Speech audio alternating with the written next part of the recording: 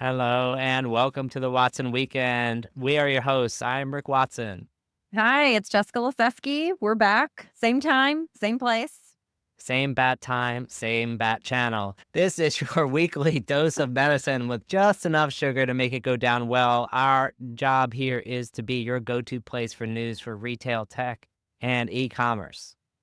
Yes, and we'd like to remind everyone we are not professionals. We're getting No. there slowly. And we also welcome feedback because feedback is a gift, right? With Valentine's coming up, that could be a little gift for us, right, Rick? Feedback is a gift, and I agree Valentine's Day is coming up, but speaking of romance, there's a big event happening this weekend. I There hear is. there's a football game being played, but there's something else more important happening. There really is, Rick. And we talked about this, I think, last year. Again, talk about gifts that keep on giving. Tay Tay, Travis, they're back. And it is a will they or won't they propose after the game. What do you think's Right. gonna happen? It's the question Um, on everyone's mind. Look, we're gonna have to make a prop bet here on the score. Okay. My bet is 41 Eagles, 28 Chiefs. Really? Yes. Wow. Okay. All right. Yeah, like I don't know. I think it's gonna be the reverse Ooh. because you guys know that the refs have been in the Mahomes pocket all Mm. season long. And the NFL, just like last year, wants to see the aftermath of a Tay Tay Trav reunion. So I just They think that do. I think it's gonna be awesome. Well, the Uh, refs speaking of Mahomes' pocket, the refs are in Mahomes' pocket, so there you go. that's what I'm Um, saying. That's what if I'm saying. you win, I will wear a red wig, Oh, okay. and if I win, you're gonna wear a green wig. Oh, a green wig, okay. Um, I'll up the ante for you. If Okay? you win if you win, I will come on and I will do my Eminem Lose Yourself rap on one of the shows, Nice. okay? Alright, if you win, I'm gonna do you one better. Okay. If you win, I will do one of my famous Johnny Cash Alright. karaokes. Okay. This is gonna happen. So here you Alright, go. we're excited. We're a live show, and, let us know in the comments if you have other ideas or what your bets are. We know friend of the show, Marty Armstrong, who he's cheering for, big Eagles. You may or may not wanna talk to him, the whole Sunday, right? Yeah, He's you just gonna certainly go can't look him in the eye. He'll, No, like, stare you down. EAGLES. that's Fly, right. Eagles, fly. Fly, Eagles, fly. It's happening. So either way, it's gonna be interesting, and, as a big fan of the Super Bowl, Rick, do you also, like, follow the commercials, or are you just I think the you'll get a commercials are drink? gonna be more interesting. Next week, we're gonna have to highlight what each of, us thought was the top commercial. Yeah. Um, last year, I feel like Dick's was pretty good. Temu Y debuted last they year. did. Big money. Uh, we'll see if they have a commercial about de minimis this year, but, oh, that's getting ahead of our We're headline getting ahead of hangover. ourselves, yeah. Right. We also had some other kinda major things happen, which was the groundhog saw its shadow. Yes. And, it'll be interesting to see will we start to now, see reference points to that in the apparel earnings results as people talk about, what 6 more weeks of winter is doing to their inventory turn. What do you think? It's cold as hell here in New York City, so I never want to doubt the groundhog. So, I'm here. Like the news cycle, it seems like we wake up like layoffs, politics, football, Groundhog Day. It's maybe too much. TikTok, TikTok Yes, videos. exactly. TikTok Great. videos. Well, you know So what is a steady is, our sponsor, Miracle. They are the catalyst of commerce. We all know that e-commerce is changing at a breakneck speed. If you're playing by the rules of retail's past, you're leaving money on the table. But Miracle is empowering 450 retailers to flip the script, transform their business, and create this amazing flywheel of AI-powered marketplace and retail media solutions. So check Miracle out, and we thank them so much for helping bring this Yes. wonderful piece of journalism your way Exactly. on Friday. Exactly. Thank you.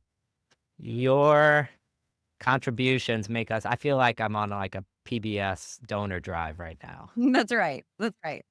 Uh, so let's dive into the headline hangover, and then Rick, you're going to introduce our amazing guest, and we can't wait Yes. to hear from her. She's going to probably help us unpack a lot of things. There's a theme that we have on the show, which is this a Cinderella story? Is this a Maverick or a Braveheart story? So we can't wait to unpack, but I'm going to kick us off with just what's going on in the world of retail. And it does feel like a theme you and Nick talk about a lot. This age of efficiency is here to Yes. stay. Layoffs are becoming sort of table stakes now. And we do see this happen. It is a cycle, right? People get through Right. their budgets, they get through their end of year, they start to kick off, their next fiscal year and, are shoring things up. They're reorging, they need to cut things to invest in others.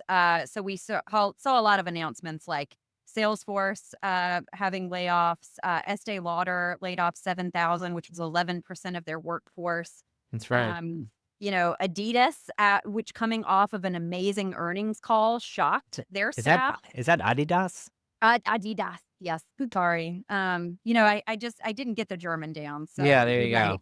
right. And a lot of the themes in the Adidas announcement were, that they're just too complex. They need to align their staffing and their org structure to the right business model that they need moving forward, which really just has like efficiency tattooed all over it. So, is this a theme Exactly. we're going to keep hearing? You think? 100%. I think we started talking about the age of efficiency last year. I think we took a cue from what Walmart was doing that played Yep. out through this year.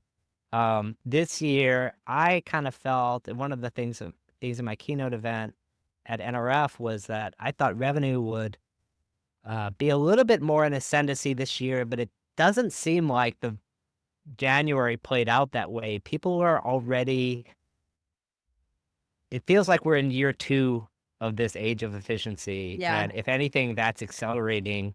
Certainly the federal government feels like they're in the age of efficiency. Setting the tone, right? Yes. Yeah.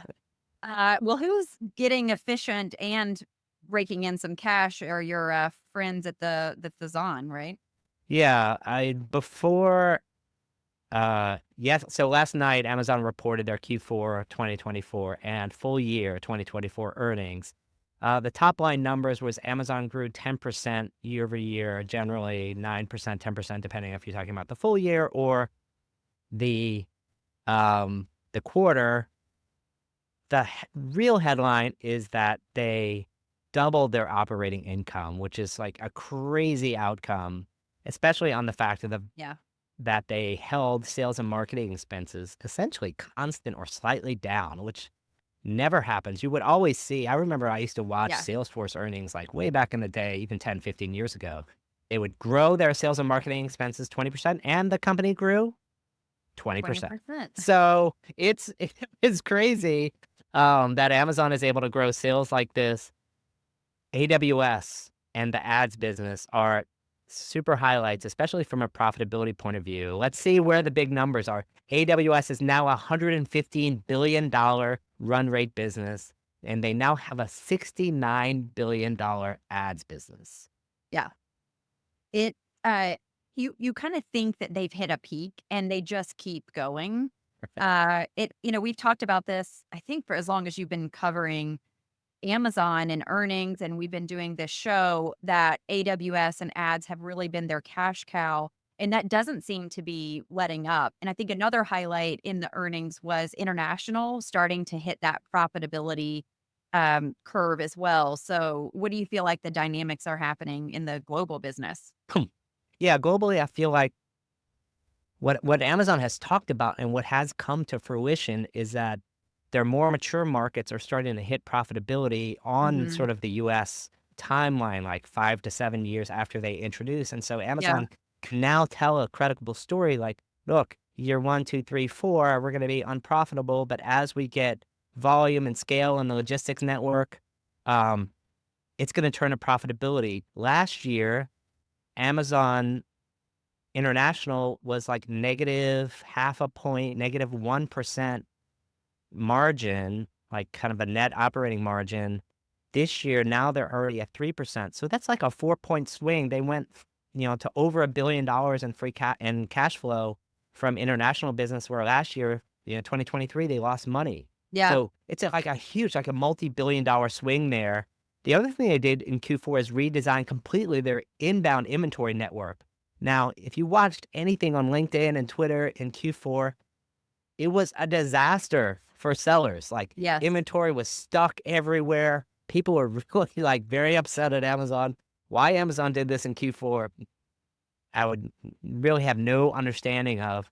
However, if I know anything about Amazon, is that they tend to fix things related to logistics. And so if you give Amazon another 3, 4, 5 months, I expect the inbound improvements to bear fruit. And I think why they did that is because they're now getting this like very efficient outbound network from the DC forward, like from their same day facilities and things like that, and their automated warehouses. But they couldn't take in inventory fast enough to to handle the size and capacity of that network. So they had to make some changes there too.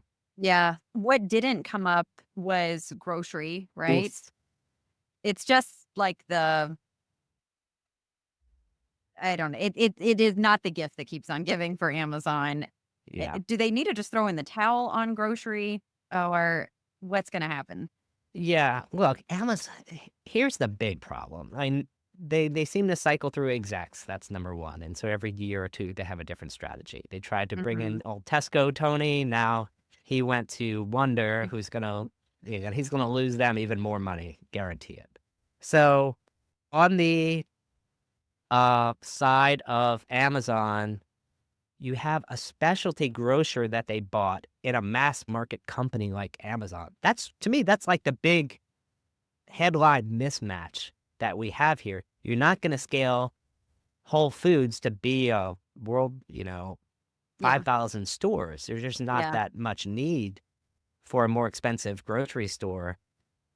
Amazon has tried to experiment some with Amazon Fresh, but are they really going to outcompete like Trader Joe's, Aldi's, Costco, Kroger, Publix, HEB in every market? Crowded space. It's very crowded and it's going to be very expensive to get there. And Wall Street is not going to tolerate them investing so much in stores because they're Yeah. spending 80 billion. Yeah, speaking of other headlines, they're spending $80 billion a year in capex for AI Right. this year. So Eric brought up a pharmacy. Any highlights or things you Yeah, see there? no big highlights on pharmacy, no big highlights on grocery. It just seems like it's sort of like, oh yeah, we're in this. And by the way, like we're in driverless cars, we're launching satellites. It's not really mentioned. Yeah. Like the So Wizard of Oz. Don't look yes, behind the curtain. Look at 100%. all these other cool things we have going on. Um, okay, so, talking about some sleight of hand, it's been a big shift in de minimis imports, and with all of the changes happening, the latest government shifts. So we've been talking about de minimis and how that's really been exposed and exploited to a certain extent by Chinese sellers, specifically people like Temu, Shein, and others where like in 2016 it was 9.2 billion of the imports. By 2023 54.5 Hmm. billion, and those Chinese sellers accounted for nearly 60% of all the shipments. um I guess the interesting thing is, is the playing field now level, because there's been all of these shifts and changes. Is that going to impact the way that they import, or are there, I think there's this other camp, their margins are just so good. It's just gonna take something from being $4 to $8. Who really cares? Do you have Yeah, a take on that? I think there are two sides of it. Number one, Hundo P, that's definitely going to happen because if a $3 item will become $5, it's still going to be cheaper than an item you can buy somewhere. So that consumer, I think, is still going to be trading down. I think the other side you have is this is really, de minimis wasn't eliminated everywhere. this is really for country of origin China shipments Yeah. into the United States. And so if you can, it doesn't matter like where the inventory is, if you house it in Mexico or in the United States, if it's coming from China, you're going to have to pay duties on it. But if you manufacture in Vietnam, the de minimis right now, my understanding is it's still $800. And Right. so they haven't really changed those things as a result. And so I kind of feel like we still haven't seen the last of this story, especially with like tariffs getting changed every day and week and like, oh, we're going to have a 20% tariff. Nope, it's 0 24 hours later. Yeah. And so is the moral of the story there's always a loophole. And as long as we've got savvy supply chain experts, they can help navigate those loopholes. I definitely think though, I think that's the case. I also think there are a lot of logistics providers that are trying to deal with people who are caught flat-footed by this change. But again, if your manufacturing is in China, you're still paying duties, period. It's just a question of when you're paying duties. If you don't want your consumer to pay duties, you better land it and pay duties on at import time rather than having the consumer pay it at because of it's coming in an air freight on a single kind of parcel by Right. parcel basis. Right. Which that's so 2000, right? I feel like that was Yeah, the strategy back in your probably Pitney Bowes days, right? exactly. We love We're that. over that. So speaking of nostalgia, flashbacks, we talked about last week, you wiping down your groceries during COVID. This week we wanted to pay homage to our former employer Barnes& and Noble because they really do have this amazing Cinderella story and are proving that people will buy books if your stores aren't a heartless disaster. And I think that's really been the theme. They're opening 60 stores, announced it this week. It was not only in the retail headlines that we follow, but it was even on Good Morning America, and they were attributing it to book talk. But really, the story is they've gone back to the basics, similar to Starbucks and Brian Nickel, of what made them special. They're investing in the booksellers. They're Mhm, bringing unique recommendations that are tailored to the market. So saying, hey, the market, the customer. mhm. We're not going to accept these kind of payoffs, basically, like the payola in the music industry. We're not taking payola from the publishing industry and, kind of crowding things or shoving things down people's face that they don't like. I walk in my Barnes& and Noble store that's like just a mile away and there's I love it. handwritten notes and it is It's pretty like your charming. Starbucks with your notes. It is. That's not my name, right? But yes, they know my name Uh, and they know that they know the books I like. The thing that was funny about this article though was their CEO said, we have he also runs bookstores in the UK. We've nailed e-commerce in the UK, but our US platform is garbage. And when mm, you were there, I were there where that was like a .NET technology. yeah, So, I think they moved to ATG Oracle. Not really yeah, sure what they're on now, but that's, like, probably the next evolution of their turnaround story.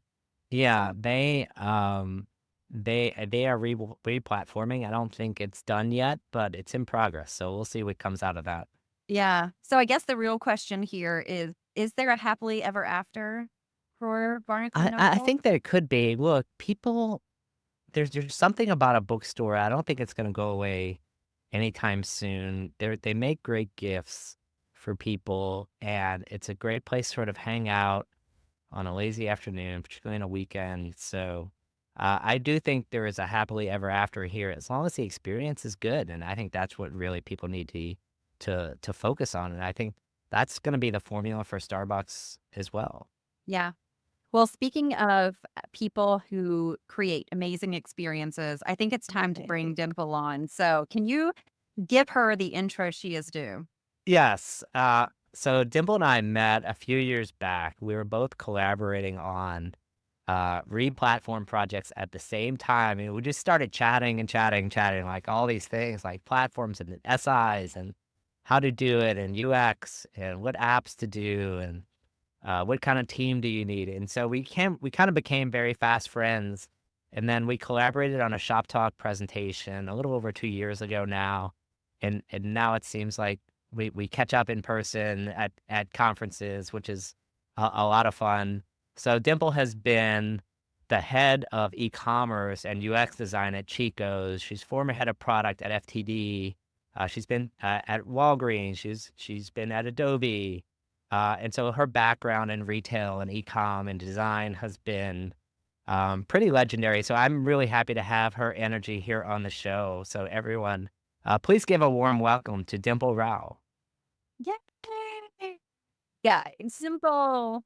I am so excited to be here. It was like a mini shop club reunion Yes. about retail and e-commerce, and it's a wonderful way to end. Well, we're so glad you're here. Well, Dimple, before the show, we were talking a little bit about what you've been up to. You have an amazing career. I mean, it's extremely inspiring, and all the things that you've accomplished. And we're going to unpack the trends that you've seen and your experiences. But would love to hear what you've been up to lately. And I know you went on a sabbatical, and Yes, sounds like you've had some amazing things like happening recently. it's you know, I took the back half of the year off in Hmm. 2024, and it's been transformative for me. Initially I thought, well, a few months will be good. And I look back and I think, 6 months really gives you the space to create space in your brain. Yeah. I find myself reading a lot more books because I'm able to focus on the one thing. I traveled. I went to France. We were there during the Olympics. I Oh, went wow. back. Oh, that's Yeah, amazing. yeah, and I hadn't been to India till before COVID. And it was fascinating. The proliferation of digital payments in India has been Hmm. fascinating for me. I mean, your street vendors who are selling fruit have a PTN like QR code. It was just sort of they're making progress in these like ways that you have to be there to see it. And Oh, yeah. so it's been absolutely wonderful for me. And here we are in the new year, and I'm excited for what's next. Yeah, I think one of the reasons, first of all, I mean, it's just amazing that you're getting to spend that time, and Yes. we're happy that you are refreshed, especially for a topic as dynamic as the one we're talking about, which is transformation, innovation, Mhm. who's executing well, what does it mean to be a modern e-commerce brand delivering kind of great experiences? Yeah. Um, and so I think, why don't you talk about, like, as you start to think about just those topics, like, what are Yeah. some of the times that you look at the stops in your career that have shaped your view on some of those topics? Yeah. I was thinking about this. I was reflecting a little bit, and one of the other reasons these 6 months have been great is for the first time I looked at retailers and what they're doing normally as a customer. I was just sort of like, Mhm. is this truly delightful? I have a teenage daughter, and so Sephora and Ulta Ah, have taken a large Yeah. share of my wallet. But yeah. how do I go? I walk away with two or three more products that I intended to buy, and I'm Uh-huh. you know, Right. it's this little the trend that has stayed from COVID, this trend of self-care and kind of doing Huh. the things that make you feel good. I think a lot of retailers are losing that price value proposition, right? And I Mhm. think Sephora Yeah. and Ulta have both gotten this really great affordable luxury. Every Mm, price point is accessible to you, and they're doing this incredible job of using online to drive mm, traffic to the store and using stores to drive traffic online. I think mm, it's this circle they're doing incredibly well. They're not treating it as like these two disjoint Mhm. Mhm. experiences for the customer. Yeah. And when you've kind of taken this perspective in your career of probably Yeah. pushing some of these transformative mm, projects, a lot of times, and Rick's mentioned this, people will rather gnaw their arm off than go through a replatform. What's kind of given you the conviction and Yeah. also the guts to take on some of those big initiatives? Yeah. I think that I've been extremely fortunate in my career. I think Walgreens was the one where I think they were ahead of their time from a digital Mhm. transformation lens. Like they started the e-commerce journey before it became completely necessary, right? They weren't sort Mhm. of like trying to catch up. They were truly investing for the future. Yeah. But in the last, few years that I've worked, it's really become about we need more capabilities than we have. And we can't build those capabilities fast enough because our technology is very outdated, is not nimble and flexible enough. So it's been less about kind of we're innovating, but more about we are creating a foundation that will allow us to innovate, right? Mhm. Because Rick and I talked about this quite a bit. Is the Read platform in and of itself isn't sort of this big thing. There are things that will Yeah. come out of it that are great. Your site performance will improve, et Yeah. cetera, et cetera.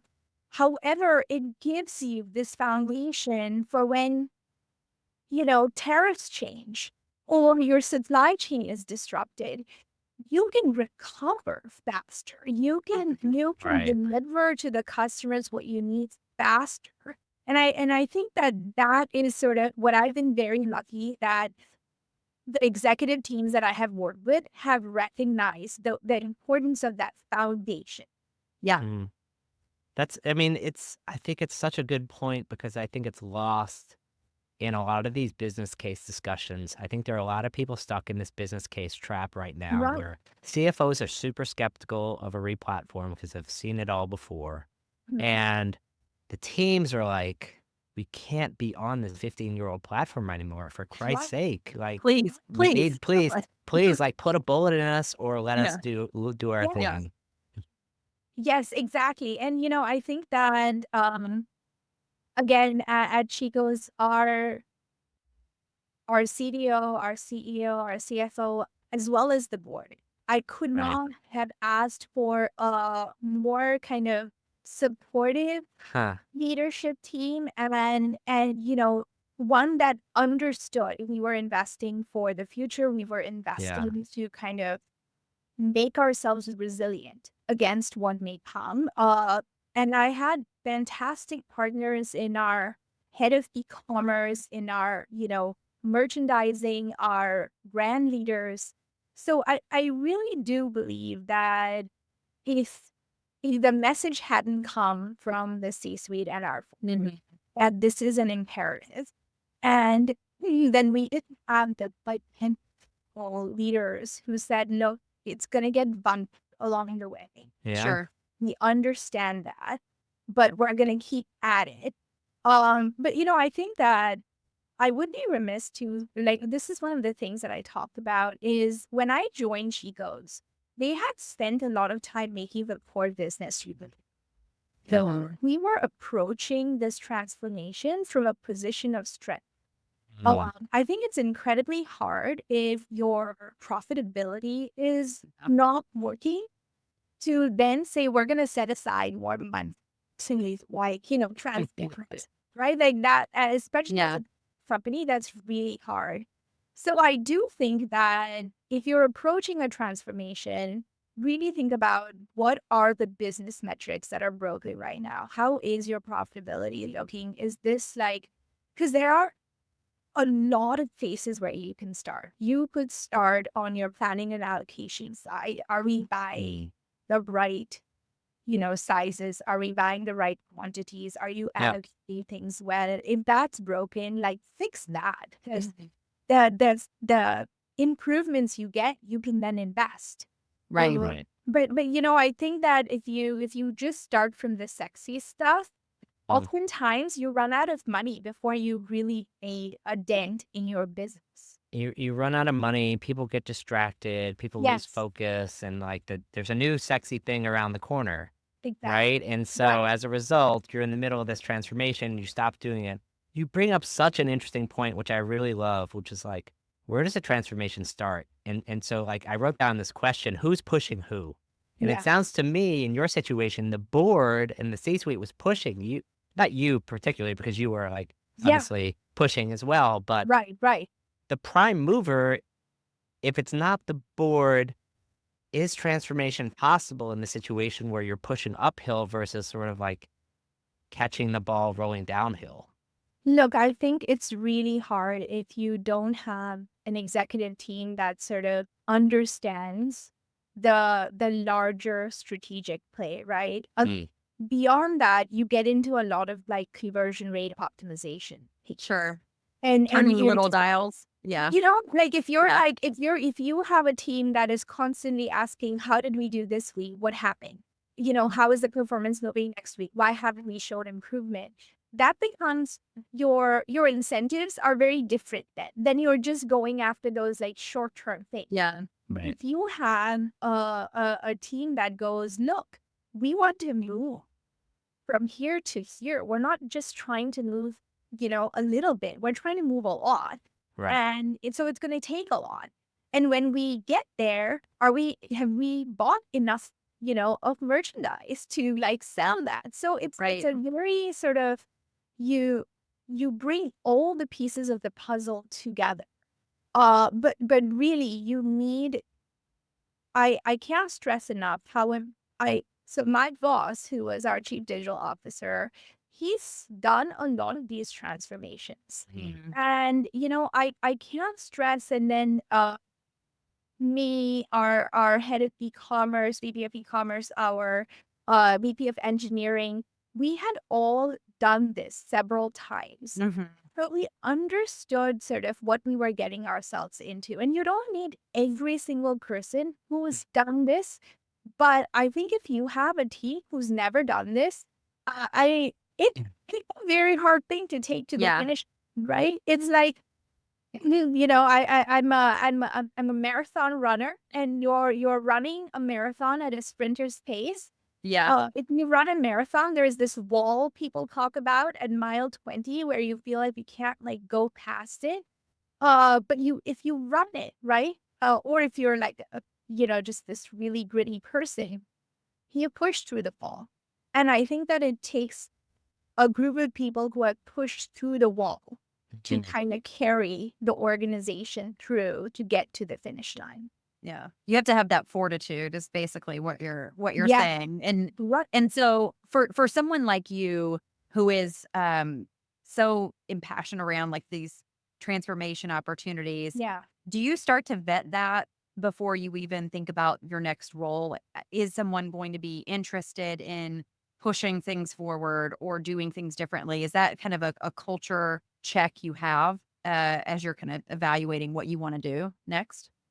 I definitely think, look, I have been a part of organizations where I thought I could just, I could be the person sort Muscle of through. yeah. like, to like do the rah and get everybody Yeah. like pull everybody along the way. And what I realized over time is you need a few of those individuals. I think Right. that it is a team sport. Digital transformation is a team sport. And it needs enthusiasm and buy-in from people at all levels of the organization, right? Mhm. I mean, if your board and your C-suite are bought in, but you don't have the talent to execute it, Mm, it's gonna work. If you have the talent to execute it, but you're making the bar so high, the C-suite, then at some point people get frustrated and they're like, okay, this is just not about like, I'm just gonna do what you tell me. So it right. needs buy-in and getting the right talent at all levels of the organization, which Yeah. is again, it's not for the faint of No, it sounds like you had a really special opportunity at Chico's, and that does not happen too often in the corporate world, which is you have like a board, a C-suite, and then a talented team to Yeah. execute. I remember like Jess, you and I had that experience for like a year and a half at Barnes and Noble Yeah. where we were on the our job was to help build the marketplace team, and it turned out like when we came in, marketplace was the top priority. And so like for that period of time, we had like the board asking us for updates, like what do you Mhm. do? What do you need to go faster? We were like reading out to the C-suite. We had engineering teams like wanting Dedicated. to, dedicated to doing something left.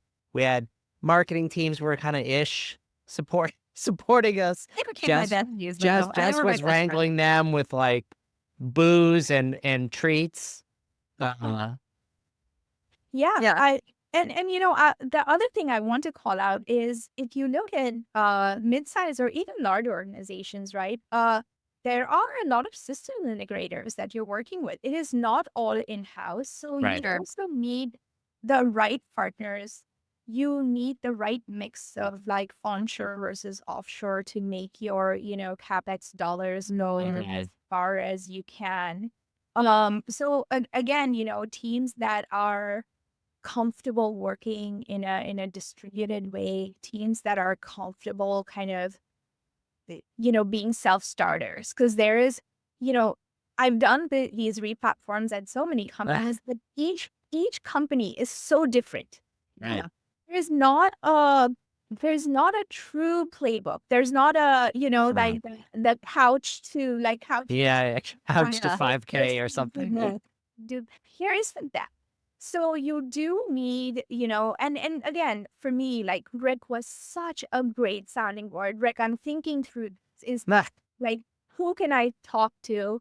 Each person I talked with, like, was very helpful in connecting me with three others. Yeah. Some of our vendor partners were incredible at like kind of giving us the building the know-how internally. So Mhm. I do think that having those relationships and having the right team assembled, both internal and external, is a key part of uh-huh. successful transformation. I mean, this is we're talking about org now because you're talking about like insource versus outsource and these SIs and their role. But I mean, how the org has looked 10 years ago, 5 years ago is different than how it's going to look 5 years from now. Are there going to be chief digital officers 5 years from now, or is just going to be in everyone's DNA? I think you're seeing it now. I think you're already starting to see that. Um, what I hope, right, is that organizations start to work more cohesive. So I was very lucky at Chico's where I've had end-to-end ownership of, so that Yeah. included digital, it included in-store, it included our customer service center, Yeah. all of our back-end systems. And so you were not building products in silos. You were not building one experience for your online customer and another for your in-store. And you were always thinking through, if I build this, what will happen here? If I build something here, what will happen? Right. So really starting to break down those silos and make organizations, able to carry each other through is going to be important. I think revenue, profitability, I think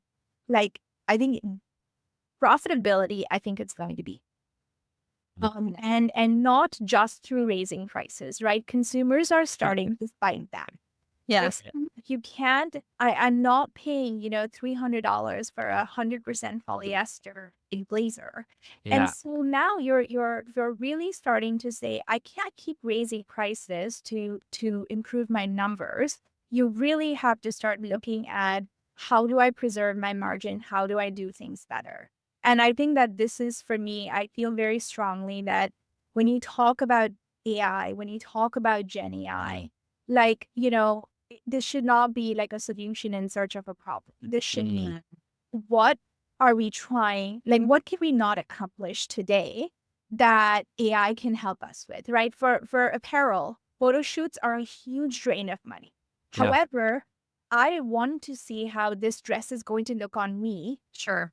That also reduces the likelihood of returns, which a lot of like retailers are struggling with right now. Yeah.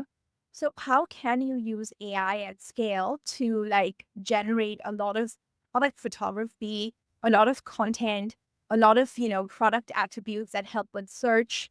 So it's sort of like, we have a problem. We have new technology now. Can we bring those together to solve? Versus, what are we going to do with Gen AI? What's our plan? And that just doesn't seem to be like the right point to start. No, but that's always the question from the board. And so like, it's Right. good to have, you should have your game plan. To your point, like, where do you look at the challenges your business is facing today, stack rank and prioritize those challenges. And then you can say, all right, and here's where AI could slot in to help us Exactly. solve those challenges efficiently versus starting from like, we need AI. Where should we Yeah. get it? Yeah. One of my I have been working on and off with this gentleman, Noam Perensky, who used to be chief innovation officer at Tapestry. Mhm. And he talked about how, you almost would have two browsing experiences, right? One which is for humans and one which is like for the bots or the agents or whatever. Yeah. Right. And so kind of, how do you can get to that with the workforce that we have today, the size of the workforce that we have today. And so I do think it's going to require new ways of thinking Mhm. and kind of, trying to use all of the data and computing power to enable what customers are expecting of us. Right. Yeah. I would love, Dimple, because we talked a lot about talent and org. What would be or what is the way you evaluate talent today? Like, how do you assess who can Yeah. be on the bus and help us with this Hmm. transformation? That could be talent from an SI perspective, but also Yeah. talent with an internal team. Yeah. Look, I think that teams are getting leaner. So, uh, Mhm. so self-motivated people are very, very critical. Mhm. So I think that the amount of time that leaders used to be able to spend sort of coaching and mentoring starts to like get really constrained. So you need people who are going to be motivated to start on their own, kind of go figure out who they need to talk to learn the Mhm. skills that they need. I think that comfort with technology is going to just be critical for every single person. And comfort with data. Sort of data in various ways, right? And not just internal but external, and then getting from data to insights. Got it. Oftentimes I've found that, organizations have like so much data, but nothing is actionable. They have rights that is like the so Yeah. one of it is lost. Well, I think that the motivation, internal motivation, comfort with technology and data and like just like a critical thinking mindset, and then a ton of intellectual curiosity. Because I know that the recent generations, and myself included, I've had a lot of different industries that I have worked Mhm. in. And it's sort of, can I come in and really learn how the pharmacy business works, right? I didn't know anything about pharmacy when I joined Walgreens, and now I can answer a lot of these questions. I didn't Yeah. know anything about apparel when I joined, but it's sort of, and nobody gave me a manual that said, here, take the next year to learn Right. about the apparel industry. So kind of like being able to learn really fast and adapt to yourself is going to be really, really important. And those are like the big levers I Yeah. Especially in terms of generative AI, Jordan Salef had a good question, and he talked about there's a difference between content generation for its own sake and authentic content generation. How do you find that balance, and do you think corporations even realize this right now? I think that one of the things I used to think a lot about is both Nordstrom and Taylor Mm. or Loft are doing a wonderful job of creating videos for Right. their products. And 9 times out of 10, I watch these videos because they truly kind of like show you how a piece of clothing moves, etc. Right? And so I don't want to see the models like wearing something. Yeah. It doesn't look the same on me. And I love seeing pictures of models in Paris, but really, how is this going to, flow Right. like in a boardroom? Not real life. Yeah. Yeah, so I think that there's that. Influencers, it was sort of like this. It was, we didn't have anything. Then we had, it was like a meaningful influence. And now it just feels like it's just like trying to sell me things I don't need. Yeah. So I think that balancing the having enough content out there created by people who have built trust amongst communities, um, but keeping that sort of aligned with your brand, your value proposition, and truly kind of like, does my product match the Mm. content that I am putting out? And this is where, right, like one could argue if that was important, Shein would never be where it is today. Sure. Like, I mean, it's like, Right. what have you ever gotten any? I don't shop at Shein, but like from everything I see, all the reviews are about like, did this actually look anything like what? Right. No, but it's minimal lead, Dimple. Minimal lead. Yeah. That's what's important. I do think that consumers are getting smart, and they want to actually get what they bought. Yes. And so I do think content is important. I think the way people are searching for things is changing dramatically. And so I think that you can't show up in search without the underlying data, right? So I think that and then I do think over the next few years, from my experience, personalization has been more or less like a buzzword. And you have like Yeah. sort of, these like segments that you create, et cetera, et cetera. But now I think that you have the ability, the computing power, all the data sets to start saying, can, what Jess sees look very, very different from what Dimple sees versus what Rex sees. And so I think that creating that content and data is going to be really, really important. But Yeah. Yeah. These are, I mean, moving personalization beyond a buzzword. I definitely think these are topics. Look, we can keep talking around for hours here with you. I think as we wrap up, I would love to have kind of go around the horn here and talk about predictions. I mean, look, predictions are, in my opinion, generally worthless.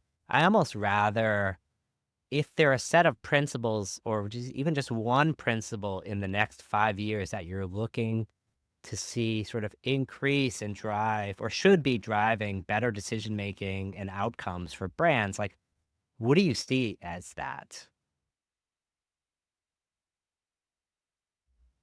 I am going to give a very an answer that is very sort of personal to me. I don't know that this has enough of the corporate spiel, but I think that from a sustainability and doing good for our Earth lens, I hope that we really start to think about kind of how much we are manufacturing, how much of it is Yeah. good versus just stuff that ends up in landfills.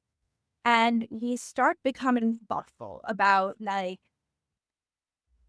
what is the impact of this crazy supply chain that we have created Yeah. to Right.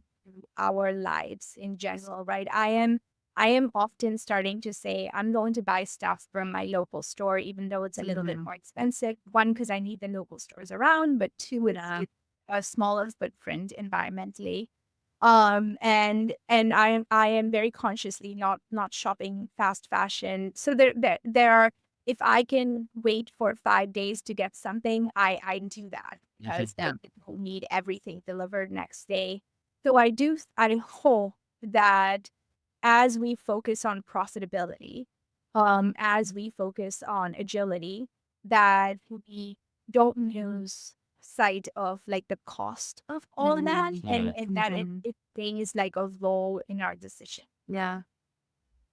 I love that, Dimple. I'm like super inspired by it because it is gets lost in the mix of the things that are impacting the environment, our economy, all of those type, Right. it Right. is very real. And and there is this resurgence, it does feel like, of Mm. people wanting to support the Yes. local independent, brands and Right. retailers. And I Yes. think that's actually, while people might have a lot of negative things to say about TikTok, I think that's a really interesting thing about like a social network like TikTok is this discovery of Absolutely. localization and a bit of Yeah, bringing it back to like the independent brand owner, right? exactly. Exactly. The Yeah. connections that you're building, right? Yeah.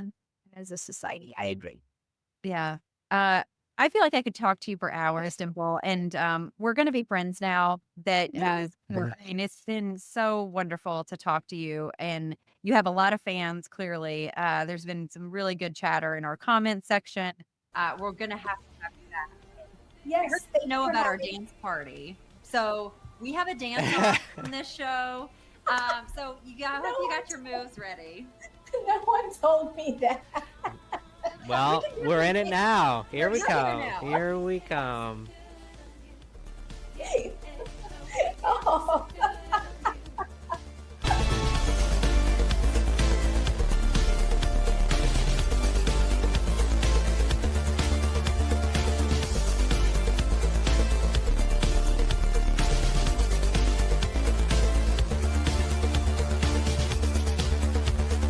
We're going to have to have you back. I Yes, heard thank you you know for about our having me. dance party. So we have a dance off on this show. I hope No you one got your told, moves ready. no one told me that. We Well, can do we're some in it dance. now. Here we You're here come. now. Here we come. Yay.